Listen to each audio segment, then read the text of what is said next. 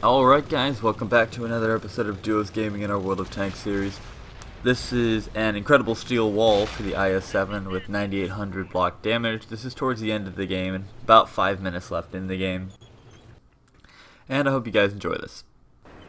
Alright, now at this point, most of my team has failed me. I've only got the few tanks that are left in the base. I try to take a quick shot on that light tank, don't really connect it. That's unfortunate. I know if that light gets behind me, it can cause some big damage, that WC. But he decides to ram me in the butt for some reason. No idea what that is. I get out of the medium's way because I know he's going to be able to just kill him in one shot now. And now we have, I believe it's a Type 4 Heavy and a few Tier 8 tanks left. So what my plan is right now is I know that all of the tanks that are left on their team are right in front of me. So if I keep my head, because remember, if you guys saw the IS-7 full review, if you haven't, you should go and check that out. But the turret armor on the IS-7 is amazing. Absolutely fantastic. So try to take a shot at the weak point of the Type 4 Heavy there, that middle mantlet. Wasn't quite able to penetrate. But that's alright. I see this 5100. Is he going to peek? Yes. And I take him out. 3 enemies left. And this entire time I've been getting dinged left and right by the T-32, the Centennial, and the Type 4. Which is odd. I don't actually know if I was getting dinged by the Type 4. If that derp cannon... I'm not sure if that if he's using the derp cannon or not. But I load a premium shell for the Type 4 because I know I'm going to be able to go through that plate right there. And boom, Type 4 down. That was a huge threat taken out of the battle for me. This Centennial tries to flank, and the T-34 actually connects a shot on the side of my turret there. So I hide my entire tank using the dead light tank right there. And that shot misses, and I'm... To myself, I am screaming right now because if I would have killed that Centennial, it would have been a sure victory for us.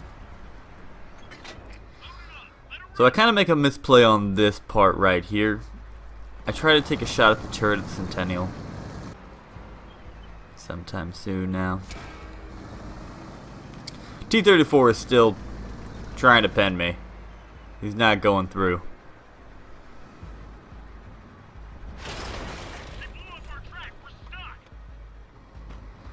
I'm just getting constantly tracked back and forth. The Centennial doesn't want to push me. I don't want to push the Centennial because I'm going to get shot in the side. But I think that this is an opportunity for me, and I miss my shot.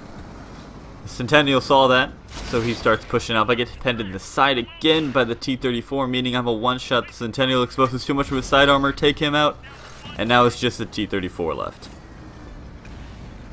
Correction, that was the T-32. I've been saying that the whole video. That's a little bit of a oops. But I have 1 AP shell left. And 6 HE. So I'm hoping that I'll roll average on this tank. So that I can kill him in one shot. And you see this little side winding flavor that I'm making right here, going back and forth. That's not just because I was extremely nervous throughout the very end of this game. But I roll low on that. And he's got 8 hit points left after that ram, as I've got controlled impact on this crew.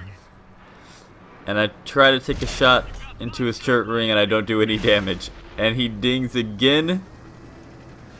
So I try to back up once I reload. And shoot him in the mid plate. And the HE shell takes him out. What I was talking about with the shaking the tank, that's something that I use on a lot of tanks.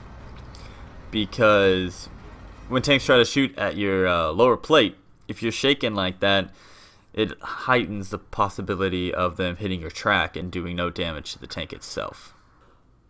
Alright, looking into the post-game stats here. This was for the daily triple, so that 6,500 XP doesn't really account for that much. But we got the high caliber medal, We got continued on our mark of excellence on the IS-7. Cool-headed, Spartan, and steel wall. And this steel wall was 9,100 blocked damage. And that is amazing. That's one of the higher steel walls that I've seen on the Xbox version anyways. And even 6,000 damage. So this, if anything, shows the strongest point of the IS-7 is using that turret armor, ricocheting those shells by using the dead tanks that I was around. And I hope you guys enjoyed this highlight, and I'll see you guys in the next one.